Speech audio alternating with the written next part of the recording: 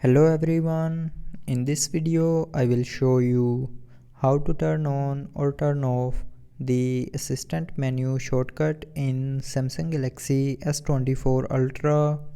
So before starting the video, don't forget to subscribe the channel and also press the bell icon. So first of all, open settings. Now in settings, scroll down and click on accessibility. Now in accessibility, click on advanced settings and then here click on accessibility button. Now in accessibility button, click on select actions, and here in select actions scroll down and here you will see a assistant menu option.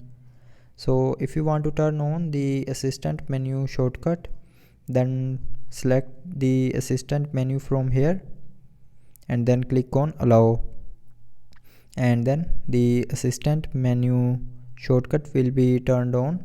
And if you want to turn off the assistant menu shortcut, then tap on the assistant menu option here again to deselect it, and after deselecting, the assistant menu shortcut will be turned off.